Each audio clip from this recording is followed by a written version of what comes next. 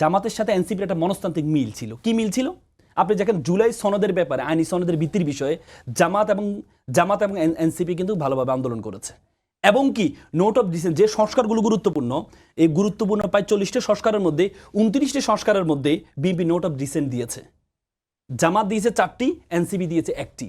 তার মানে দেখেন আপনি নোট অফ ডিসেন্টের ক্ষেত্রে এনসিপি এবং জামাতের মধ্যে একটা সিমিলারিটি ছিল, তারা কাছাকাছি ছিল।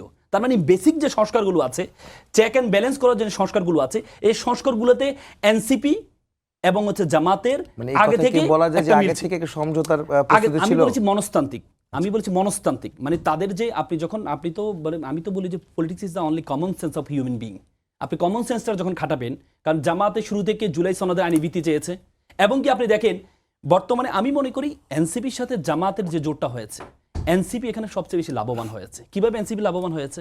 এনসিপি লাভবান হয়েছে জামাতের যে chain of command, top to bottom, জামাতের একটি ভোট তাদের কমান্ডের বাইরে কখনো যাবে না, কখনো যাবে না। তার মানে এনসিপি তাদের জামাতের সকল ভোট, একটি ভোটও কোনো বিদ্রোহ ছাড়া, আপনি দেখেছেন ঢাকার গুরুত্বপূর্ণ আসনগুলো, এই 11 নম্বর, এই 13 আসন যে শিবিরের সাবেক কেন্দ্রীয় সভাপতি অ্যাডভোকেট আতিকুর রহমান সাহেব, তিনি কিন্তু সাথে সাথে যখন ঘোষণা হয়েছে সাথে সাথে অভিনন্দন জানিয়েছে।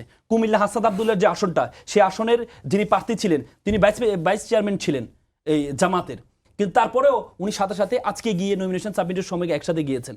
তার মানে জামাত যে চেইন অফ কমান্ডে যে তারা যে শক্তিশালী, এই শক্তিশালী দিক থেকে এনসিপি লাভবান হচ্ছে।